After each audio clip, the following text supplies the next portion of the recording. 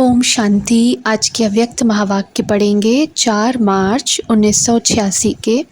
मुरली का टाइटल है सर्वश्रेष्ठ नई रचना का फाउंडेशन निस्वार्थ स्नेह।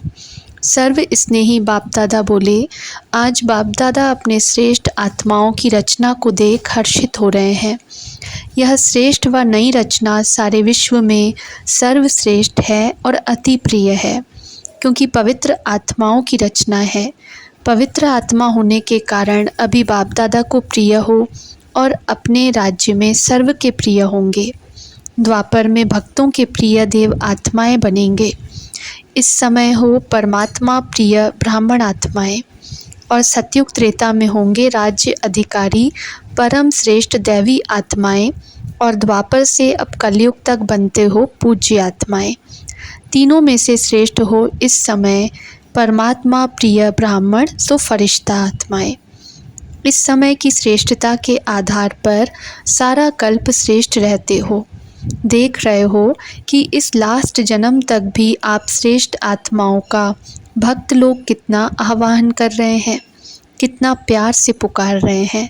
जड़ चित्र जानते भी आप श्रेष्ठ आत्माओं की भावना से पूजा करते, भोग लगाते, आरती करते हैं। आप डबल विदेशी समझते हो कि हमारे चित्रों की पूजा हो रही है।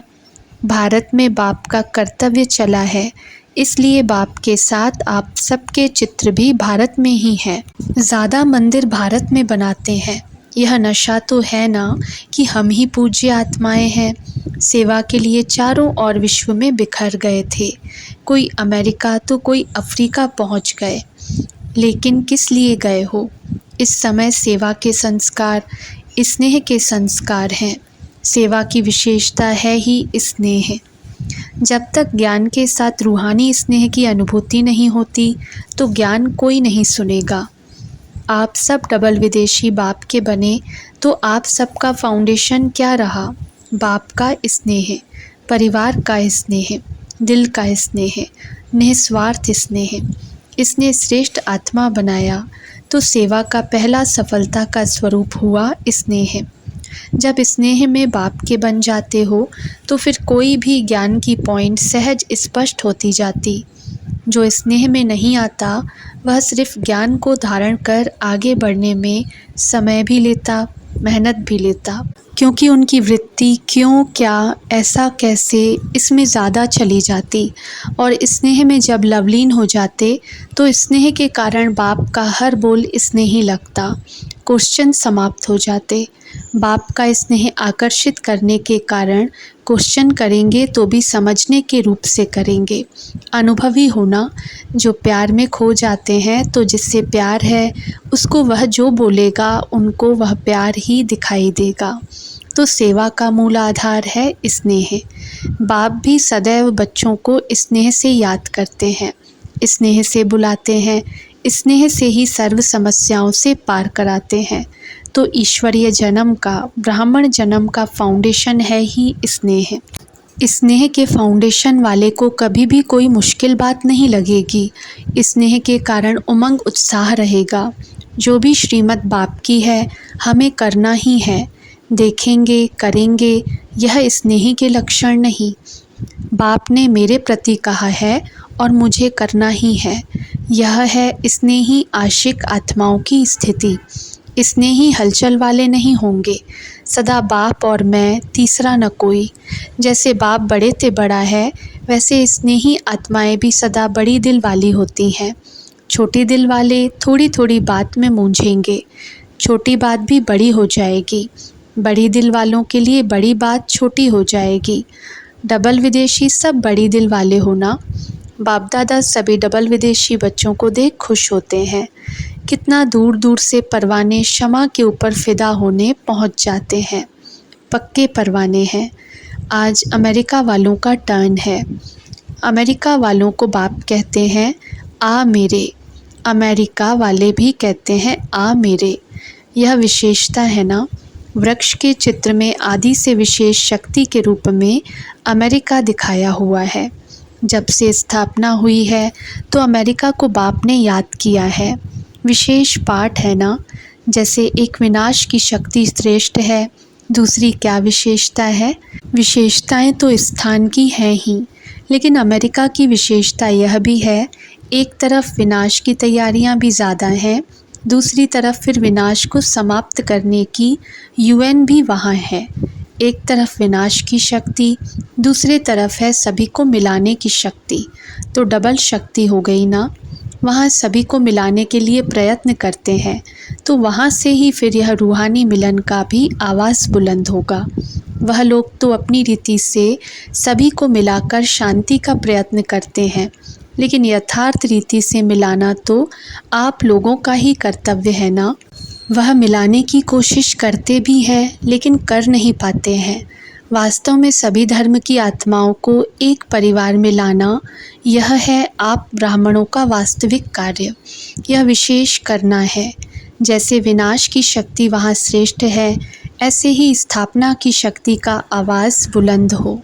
विनाश और स्थापना साथ साथ दोनों झंडे लहराएं, एक साइंस का झंडा और एक साइलेंस का। साइंस की शक्ति का प्रभाव और साइलेंस की शक्ति का प्रभाव दोनों जब प्रत्यक्ष हों तब कहेंगे प्रत्यक्षता का झंडा लहराना। जैसे कोई वीआईपी किसी भी देश में जाते हैं तो उनका स्वागत करने के लिए झंडा लगा लेते हैं ना, अपने देश का भी लगाते हैं और जो आता है उनके देश का भी लगाते हैं। तो परमात्म अवतरण का भी झंडा लहराए, परमात्म कार्य का भी स्वागत करें। बाप का झंडा कोने कोने में लहराए तब कहेंगे विशेष शक्तियों को प्रत्यक्ष किया। यह गोल्डन जुबली का वर्ष है ना, तो गोल्डन सितारा सभी को दिखाई दे। कोई विशेष सितारा आकाश में दिखाई देता है तो सभी का अटेंशन उस तरफ जाता है ना। यह गोल्डन चमकता हुआ सितारा सभी की आँखों में बुद्धि में दिखाई दे। यह है गोल्डन जुबली मनाना। यह सितारा पहले कहाँ चमकेगा? अभी विदेश में अच्छी वृद्धि हो रही है और होनी ही है। बाप के बिछड़े हुए बच्चे कोने कोने में जो छिपे हुए हैं, वह समय प्रमाण संपर्क में आ रहे हैं। सभी एक दो से सेवा में उमंग उत्साह से आगे बढ़ रहे हैं। हिम्मत से मदद भी बाप की मिल जाती है। ना उम्मीद भी उम्मीदों के दीपक जग जाते हैं। दुनिया वाले सोचते हैं यह होना तो असंभव है, बहुत मुश्किल है, और लगन निर्विघ्न बनाकर उड़ते पंछी के समान उड़ाते पहुंचा देती है। डबल उड़ान से पहुँचे होना, एक प्लेन, दूसरा बुद्धि का विमान। हिम्मत उमंग के पंख जब लग जाते हैं तो जहाँ भी उड़ना चाहें उड़ सकते हैं। बच्चों की हिम्मत पर बाप दादा सदा बच्चों की महिमा करते हैं। हिम्मत रखने से एक से दूसरा दीपक जगते माला तो बन गई है ना। मोहब्बत से जो मेहनत कहते हैं उसका फल बहुत अच्छा निकलता है। यह सभी के सहयोग की विशेषता है। कोई भी बात हो, लेकिन पहले दृढ़ता स्नेह का संगठन चाहिए, उससे सफलता प्रत्यक्ष रूप में दिखाई देती है। दृढ़ता कलराठी ज़मीन में भी फल पैदा कर सकती है। आजकल साइंस वाले भी रेत में भी फल पैदा करने का प्रयत्न कर रहे हैं, तो साइलेंस की शक्ति क्या नहीं कर सकती है।